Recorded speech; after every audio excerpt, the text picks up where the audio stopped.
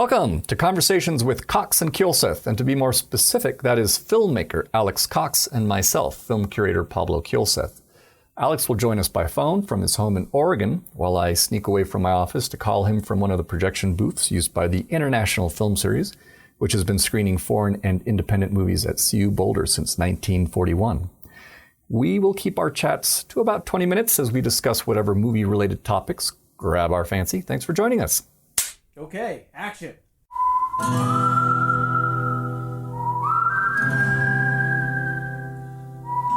Hi everyone, it's Pablo Kielseth here.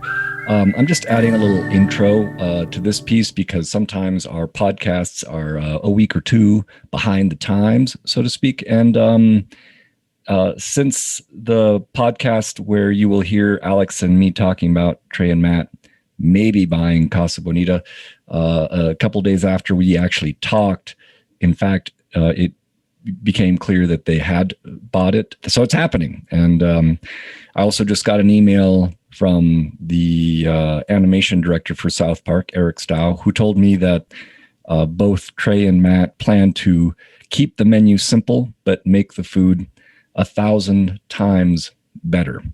That being said, we are also aware, of course, of the fact that Andrew Novick, who has been a guest at the International Film Series and just had his 300th visit to Casa Bonita not too long ago, and is one of the main people behind SaveCasaBonita.org, and that he and SaveCasaBonita.org are hoping to be able to have a place at the table, so to speak. So there's a lot of exciting developments regarding this particular topic, but I just wanted to let folks know that, yeah, it's a done deal now. They're just waiting a few months for the bankruptcy dust to settle, and then, well, we shall see what happens. A very good dog came by today.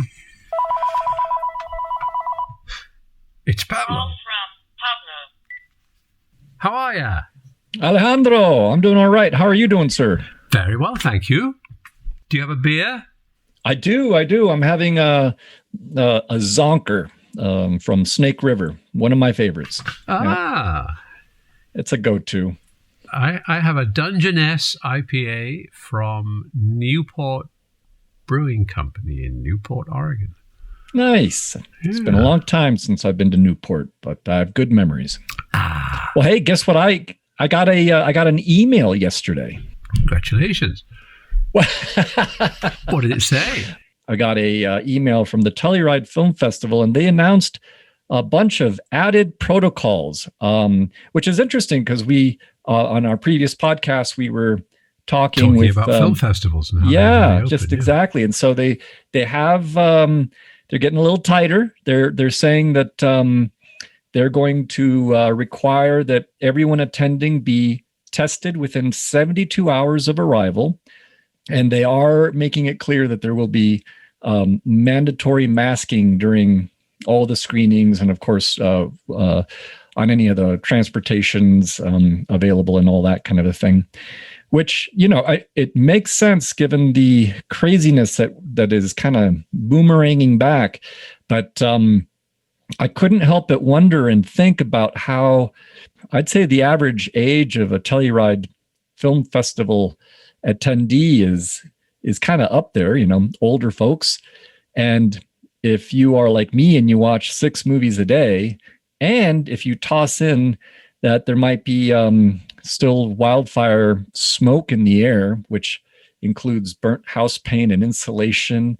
Yeah, you bet. Indeed, in central US. But then toss in, if you're a Telluride, toss in along with all of that, Telluride is like almost 9,000 feet up there. So you got altitude, Yes. So wearing a mask, if you're watching 6 movies a day at altitude, that might be a challenge. Some people might just have to back off from watching as many movies. But anyway, it's interesting. It's clearly an evolving thing. They just had they also just announced at the University of Colorado, where I work, that mandatory masking is required for all indoor activities as of August 13th, which I imagine will probably put a crimp in attendance. But who knows what that would have been anyway. A lot of people have been shy about coming out, and I don't see signs of that changing. It's interesting, isn't it? I mean, it's a real consideration, because we talked about this already. But I mean, we began this podcast series by talking about the ethics of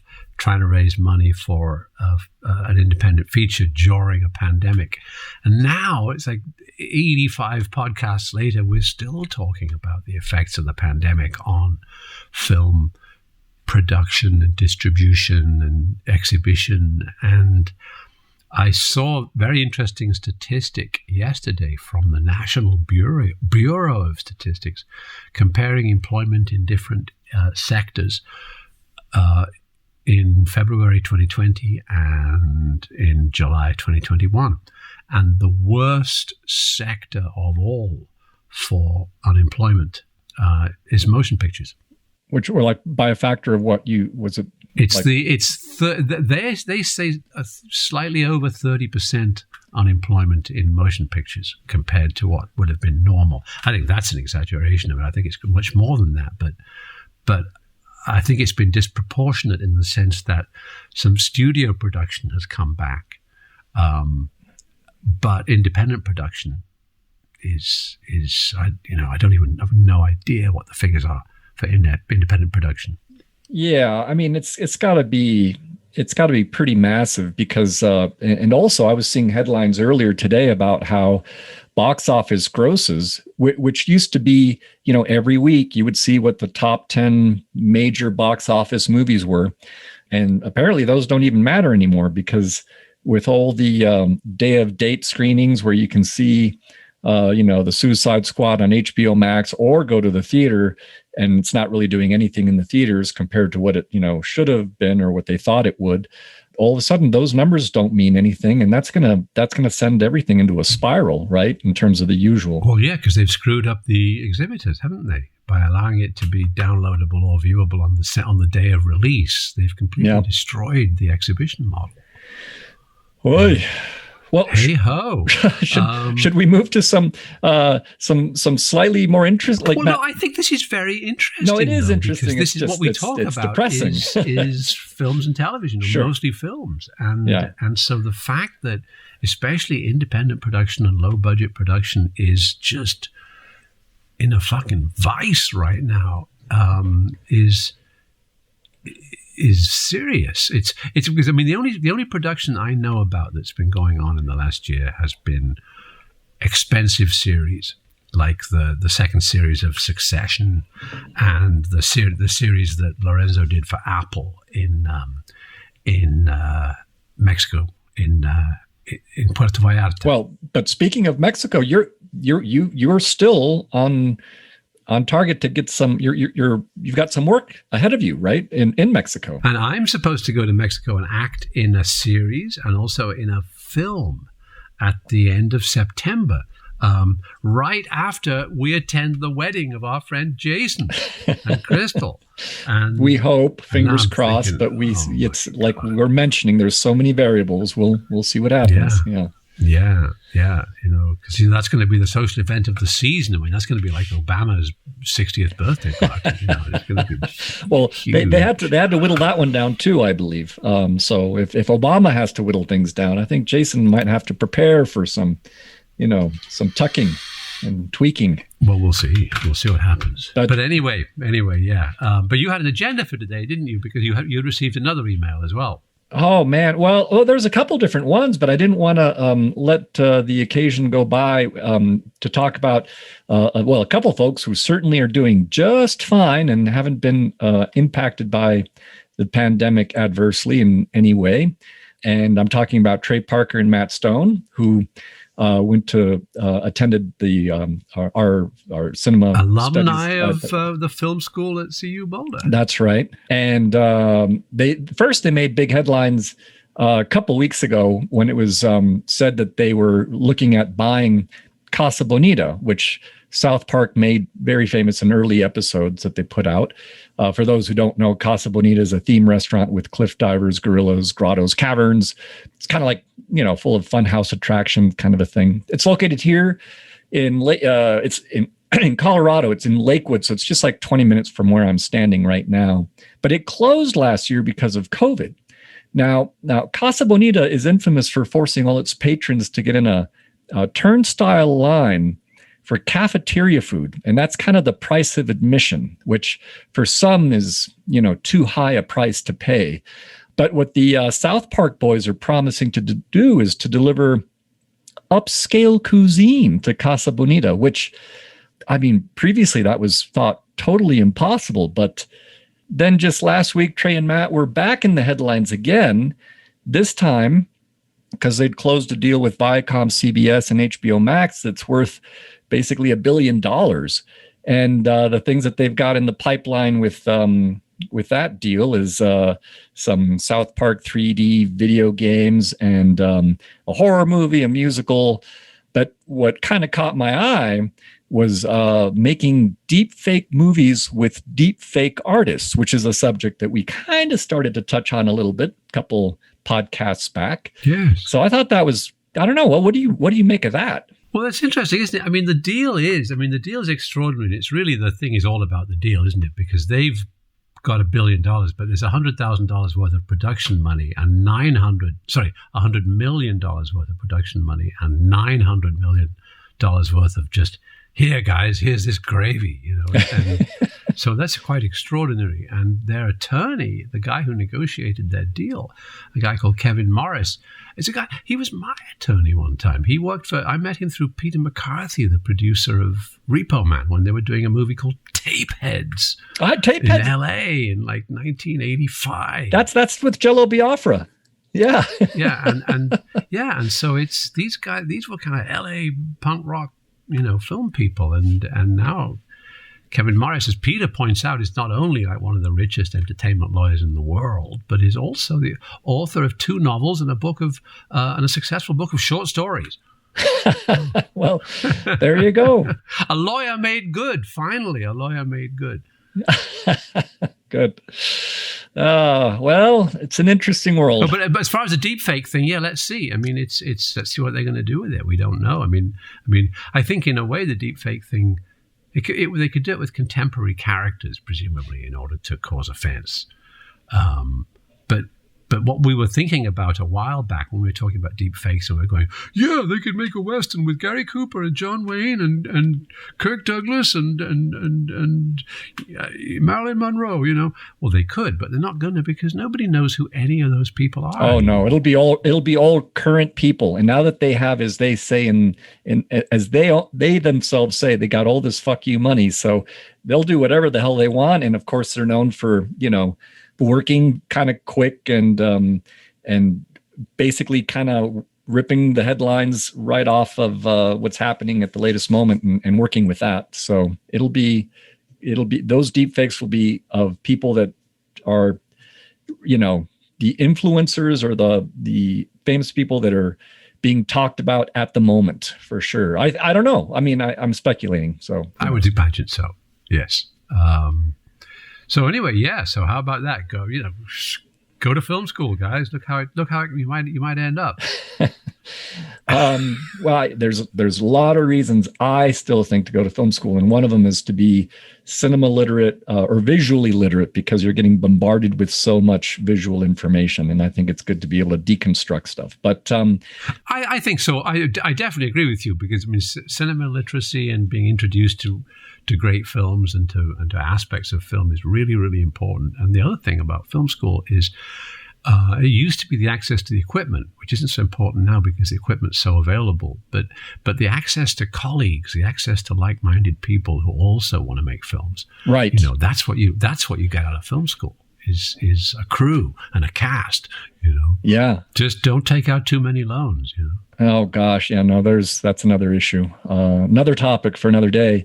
But I wanted to slide in while I still can that Adam, who had reached out to us earlier to ponder films that we had once loved or later rejected, once loved and then rejected. He actually followed up that email and with this question. Quote, your reply made me think of the flip side of this question. Movies or directors that we once disliked or dismissed, but I've come to appreciate and even love Antonioni, the big one for me here, end quote. So, oh, that's funny. Which is, that's an interesting question. And, I have to say that the very first thing that came to my mind wasn't even a movie. It was a record. It was a band. And it was the Beastie Boys' License to Ill, which came out in 1986. And when it came out, it was basically all the frat guys were playing it at their frat parties. And I associated it as a result with frat culture. Uh-huh. And I just thought that they were, this band was just lifting Led Zeppelin riffs. And, it was providing kind of like the backdrop music to this fraternity culture. Keggers.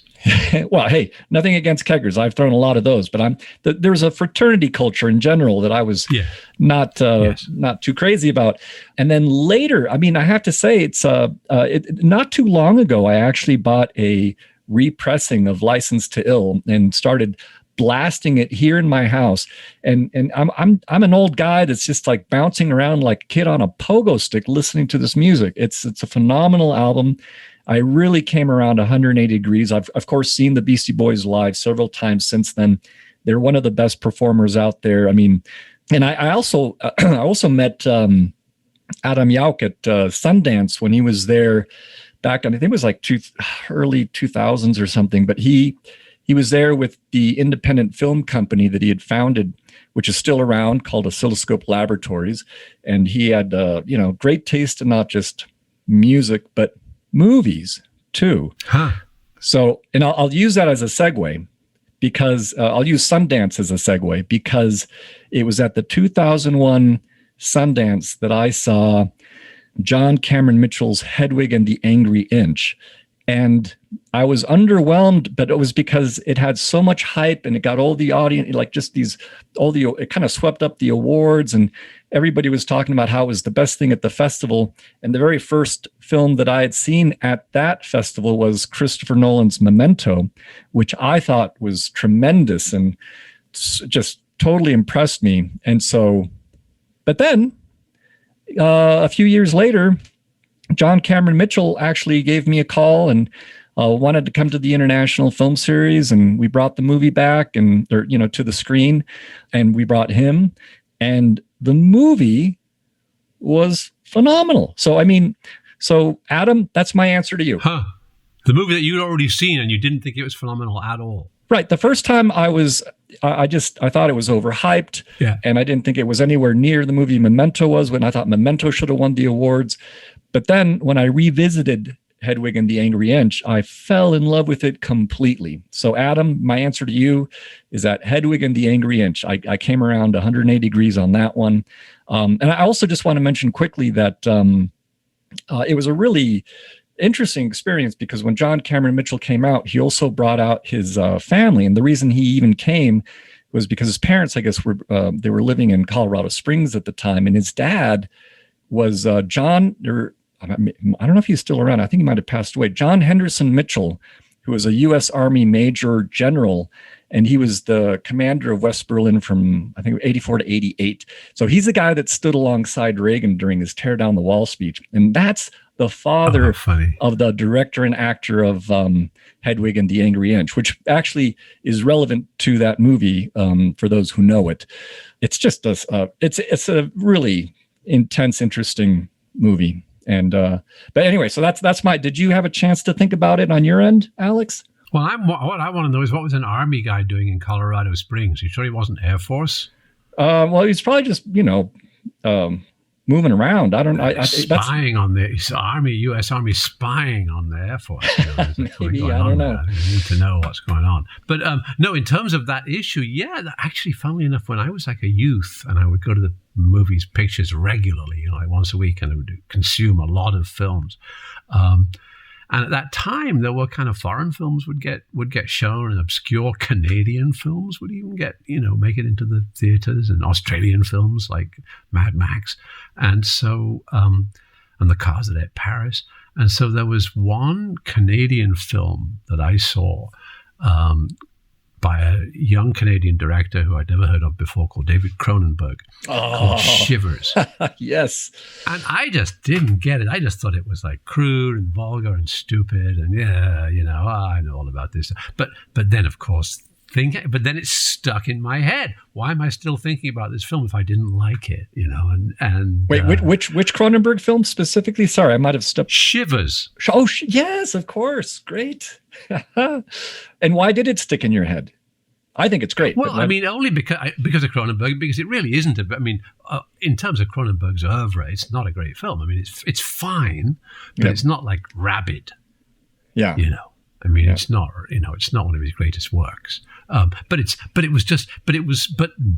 was so unique and so unusual and risk-taking and ironic, and it just kind of disturbed me, which is the greatest achievement for any filmmaker, So that was good. And around about the same time, I would see Westerns, many Westerns, Italian Westerns. I loved them. I loved cowboy movies.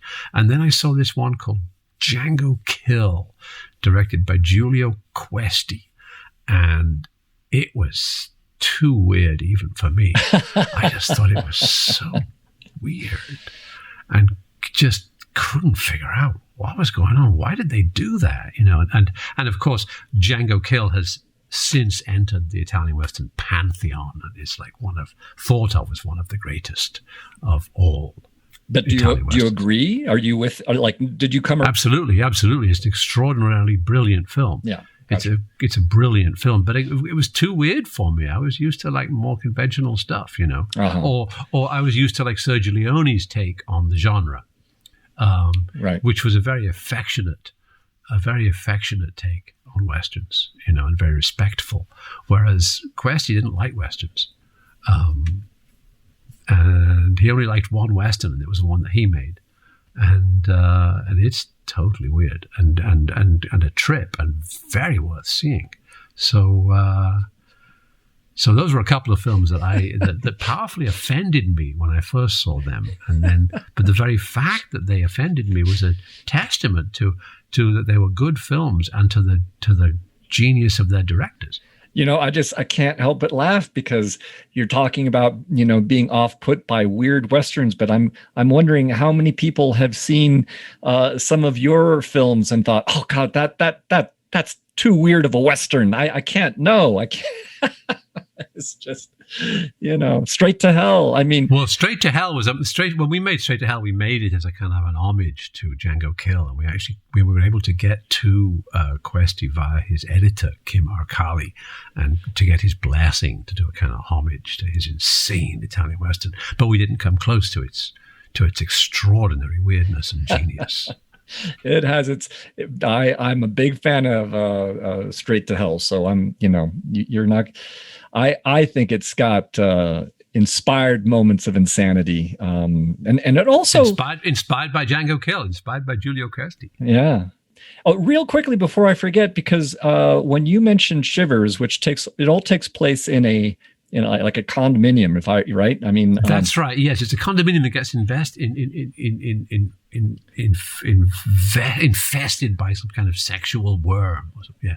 Well, did you ever? Because that just reminded me that I have yet to see your friend Ben Wheatley's film High Rise. I think that came out in like 2015 or something like that. But did you see that? Did you see High Rise? No, I haven't seen it either. I know it's based on a book by J.G. Ballard. Oh yeah, well Ballard's my guy. I've and of course Cronenberg then did Crash, which I thought was an unfilmable book turned into a movie. But if anyone was going to take an unfilmable book like Naked Lunch, it's going to be Cronenberg. But we'll tell you what, when you come out, we should watch High Rise together. We can check it out. Definitely. Yeah, and coincidentally, Rudy Wurlitzer wrote an adaptation of High Rise for that producer, Jeremy Thomas. Oh. Although it isn't the script that they used. I think that Ben Wheatley and his partner wrote a new script. And Jeremy Thomas was a producer on Naked Lunch, right? I'm seeing, that's right. Yeah. That's right. Wow. All right. Well, we're going to slowly make a list for ourselves of things to watch when you come out here in September, we hope. But we'll see. It is a changing landscape. And in the meantime, we hope everyone listening to this is staying safe. And we, of course, as always, thank you for listening. Alex, I look forward to giving you a call next week. I'm sure we'll come up with some other things. Well, I look forward to our next chat and say hi to everybody there. All right. I will. Take care. All right, man. Okay. Ciao. Ciao. And cut. Okay, that's a wrap.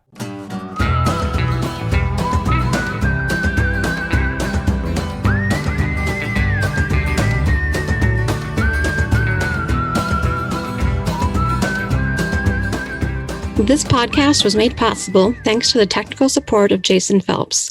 We'd also like to thank Ted Thacker for his permission to use excerpts from his song, The Ballad of Slim Cessna. To email in any suggestions and or comments, send them to pablo@internationalfilmseries.com. We're all very excited to get back to movies wherever it is safe to watch them on the big screen. Please support your local art house theater. That's where the real movie magic happens. Thanks again for listening and have a great day.